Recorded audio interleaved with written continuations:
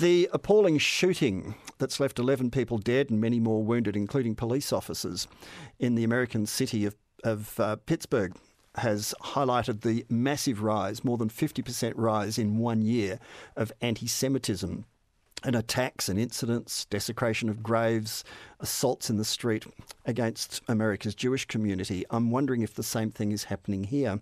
We've called on Dvir Abramovich from the B'nai B'rith Anti-Defamation League, which monitors incidents of anti-Semitism here and around the world, in order to answer that question. Dvir, good morning to you.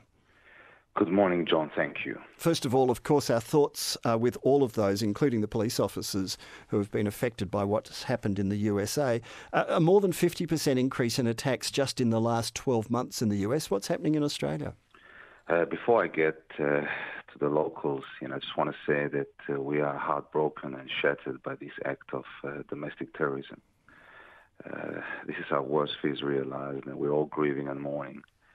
And this is a dark period for Australian Jews and Jews around the world who thought that this kind of barbarity, this unspeakable act inside a house of worship was unthinkable. And I want your listeners to reflect, John, that what have we become when in 2018 Jews are killed in cold blood praying inside a synagogue during a ceremony, a circumcision ceremony to welcome a child into the Jewish faith simply because they're Jewish. And, over the weekend, theory became a reality, and it's going to take the Jewish community in the Tree of Life in the US and here a long time to heal from the massacre on Saturday. This is a terrible wake-up call for everyone. What are we seeing here in Australia? A similar 50% increase? Well, there's been an explosion in anti-Semitism over the last few years, a 10% increase. And I can tell you that there's a surge in Jewish bigotry. We've seen groups like Anti-Defamation Resistance, based in Melbourne, which declares itself as Hitler's New Children, putting stickers with the swastika on Chapel Street, on trams, holding training camps in the Grampians. We've seen Holocaust denial flags at universities. We had earlier this year anti-Semitic flags in Footscray saying the Jews created ISIS and are responsible for the evils of this world. We've had a huge increase in anti-Semitism at schools, public and private. We had a 16-year-old Jewish girl digitally lynched on Facebook, threatened with that she will be raped in the gas chambers.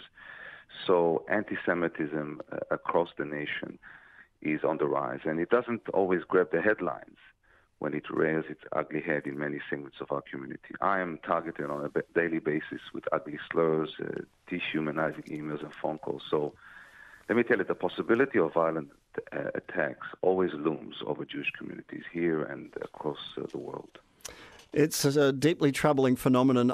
Although a brief chat today, Dvir, thank you indeed for clarifying that similar things, and whether or not we go down the same path of a 50% increase, I very much hope we don't. Of course, it's of great concern. Dvir Abramovich from the B'nai B'rith Anti-Defamation League.